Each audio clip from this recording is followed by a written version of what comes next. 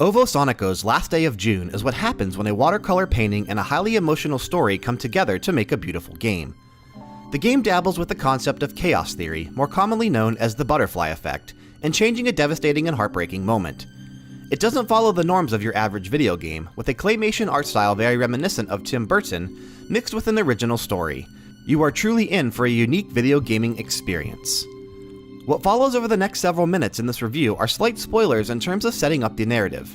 Everything mentioned here takes place within the opening minutes of the game, so we feel comfortable explaining it, but wanted to put this warning in if you want to stay completely spoiler-free.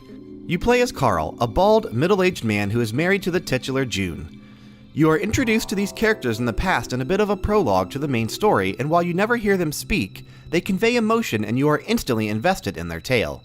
After a brief introduction to these characters, their lives get flipped and are changed forever in a highly emotional and very touching scene. The major event which sets the story in motion is an automobile accident that occurs while driving home from their favorite spot. The accident kills June and their unborn child and leaves Carl in a wheelchair. In the present, we pan to Carl. Alone in his darkened living room, the chair his beloved June once called her own is now empty. The story now revealed to the player is one of loss, the death of his one true love, June.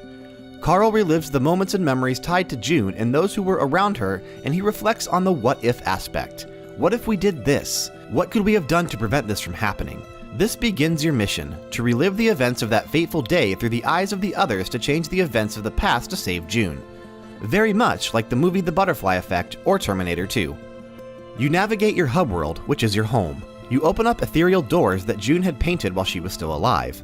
Every time you touch one of June's paintings, which are of her friends and family, it unlocks a character for you to play as with puzzles to solve in order to unlock new memories and the possibility of saving June from that fateful event. Your ultimate goal is to help the characters and animals painted by June to change the past and alter the future so that Carl never has to lose his loved one ever again. We don't want to give away the whole story, but we will highlight the first character memory you play as. The car originally crashed when Carl swerved to avoid striking a young boy playing with a soccer ball in the road.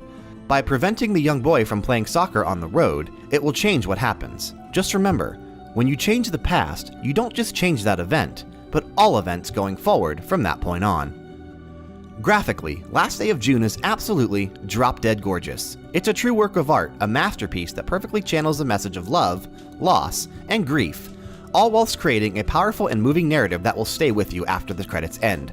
The art style, color choices, and animations really created something unique and beautiful, and that's where Last Day of June truly stands out on its own. The game also has a very melancholy soundtrack, no voice acting, but more of a chatter similar to Animal Crossing or The Sims, and that blends perfectly with this game's aesthetic and actually makes it better, forcing you to rely more on the emotion versus a forced narrative given through the spoken word. The game was masterfully crafted together, and we are a lot happier for having played through it. In a nutshell, this was a fun puzzle-based game with a great story and an art style that truly impressed.